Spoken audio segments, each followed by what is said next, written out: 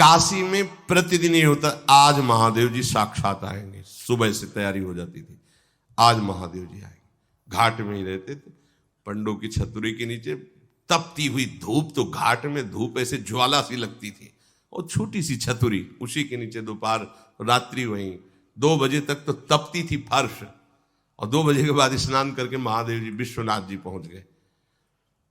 बस रोज आज मिलेंगे, आज तो निश्चित मिलेंगे। एक दिन इतना आनंद था कि आज तो बस आ ही रहे हैं, ऐसा आ ही रहे हैं।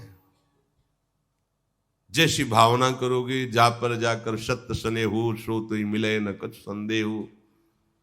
भयंकर जटाओं का बोझा ऐसे, इतना बड़ा हाथ में त्रिशूल लिए, देखा दोपहर में नग्न पैर से आ गए।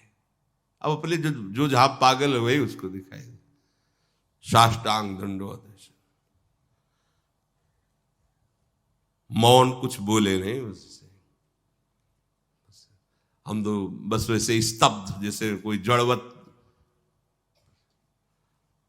बाद में विचार आया, इसका मतलब क्या था?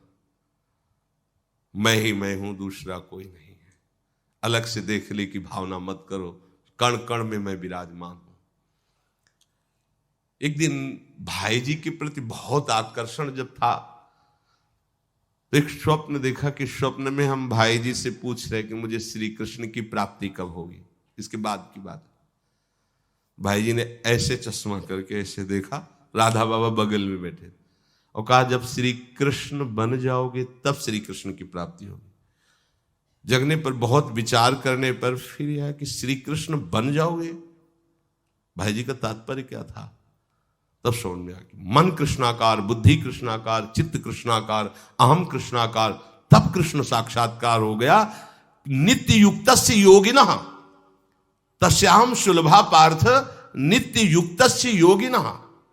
नित्य युक्त हो गया जिसका चित्त प्रभु को छोड़कर किसी भी भोग भूमि में, किसी भी ऐश्वर्य में, किसी भी सिद्धि में। जैसे किसी को लगता है कि ये चमत्कार दिखाना, कोई भी चमत्कार दिखाना बहुत कठिन बात है। अगर भगवत दर्शन का लक्ष्य ना हो, भगवत प्राप्ति का लक्ष्य ना हो, तो कोई भी चमत्कार ऐसे करने में है कोई बहुत बड़ी बात मत समझ। बस ये है कि इधर अगर स्वीकार किया तो उधर गेट बंद हो जाएगा, इसीलिए पिट जाते हैं, गाली सुन लेते हैं महात्मा जन, लेकिन प्रयोग नहीं करते अपने भजन का, प्रभु के पास जाते हैं। ऐसा ना समझे ना कि वो चमत्कार पीछे घूमते हैं। केवल बस एक बात है कि अगर इधर लगे तो उधर का गेट बंद हो जाएगा। तो इतनी दुर्लभ बात बनने जा रही है, किसी को प्रमाणित करने के लिए कि हम महात्मा, हम भजनानंदी, हम चमत्कारी है, अपना गेट बंद करवा ले तो मूर्खता ही होगी ना। यहां क्या होगा? वाह वाह हो जाएगा, बस उसके आगे क्या होगा? फिर वही प्रपंच। तो ये जो ब्रज के महात्मा है, जो भगवत प्रेमी महात्मा है, जो भगवत प्राप्त करने वाले हैं, इनके अंदर चमत्कार के बाप की सृष्टि होती है।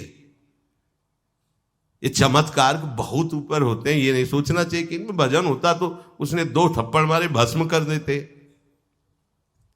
भजन का जानते हो, भजनानंदी का 2 थप्पड़ मारा है, तुम्हें निश्चित भगवान की प्राप्ति हो, तुम्हारा कभी अमंगल न हो, भगवान तुम्हारे परिवार को भी सुखी रहे, और तुम आजीवन स्वस्थ रहकर पवित्र बुद्धि के द्वारा भगवान को प्राप्त। ये महात्माओं का बल होता है। महात्माओं के बल थोड़ी होता है किसी ने गाली दिया, मार दिया, जा भस्म हो जा।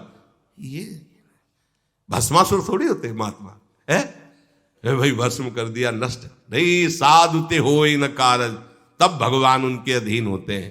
ये चमत्कार ये ना सोचो कि भजन करते होते तो फिर चमत्कार, या ये गाड़ी घोड़ा रुपया पैसा चमत्कार, ये पापियों के पास भी है। ये तो प्रारब्ध का खेल है, प्रारब्ध बदला, ऐसे से ऐसे हो गया, इनका कोई महत्व नहीं है। महत्व है नित्य युक्तस्य योगिनः। तुम्हारा चित्त निरंतर आराध्य देव में युक्त है कि नहीं? किसी भी ऐश्वर्य, किसी भी भूमि, किसी भी पद का कोई भी संबंध, आश्रय, चिंतन नहीं। ये हुआ अनन्य चेता। जैसे पतिव्रता स्त्री का मन केवल पति के ही सुख में निमग्न रहता है, पति का चिंतन, पति की बातें, पति वो उसी में मगन रहती है। पति के सिवाय उसके मन में अन्य किसी पुरुष का राग पूर्वक चिंतन कभी होता ही नहीं। जैसे शिष्य का गुरु के सिवाय कहीं चिंतन नहीं होता। पतिव्रता पत्नी का मन प्राण तन सब पति के ही सेवा में, चिंतन में, मनन में। जैसे शिष्य का गुरु के ही तन, उनकी सेवा में मन, उनके आज्ञा के पालन करने में, एक एक चेष्टा गुरु की प्रसन्नता के लिए। कोई दूसरा इष्ट शिष्य का होता ही नहीं है। शिष्य का कोई दूसरा इष्ट नहीं होता। ऐसे शिष्य को अपने गुरुदेव में ही भगवान का साक्षात्कार हो जाता है। क्योंकि पर्दा हटा तो देख लिया कि प्रिया प्रीतम मुस्कुराते हुए बैठे। श्री भट्ट देवाचार्य जी के पास जब हरिव्यास देवाचार्य जी आए तो कहा, भगवान हम शिष्य बनना चाहते हैं। तो उनका, तुम्हें हमारी गोद में कुछ दिखाई दे रहा है? तो कहा, ऐसा हमें कुछ तो नहीं दिखाई दे रहा है। तो उनका, फिर अभी तुम जाओ गिरिराज जी की 12 वर्ष परिक्रमा करो, राधे राधे बोलो 12 वर्ष पर। ऐसा ही किया। 12 वर्ष बाद फिर आए, अब कुछ दिखाई दे रहा है? बोले भगवान कुछ नहीं दिखाई दे रहा। बोले जाओ फिर 12 वर्ष करो। कह रहे कि जो शिष्य है गुरु के सिवा और कोई इष्ट नहीं है, उन्हीं का चिंतन, उन्हीं के आगे, तो वही उसको साक्षात्कार हो जाता है। जब 24 वर्ष बाद आज्ञा पालन करके आए तो देखा प्रियालाल गोद में। बोले अब कुछ दिखा है? हाँ। बोले प्रियालाल महाराज जी विराजमान है, आओ।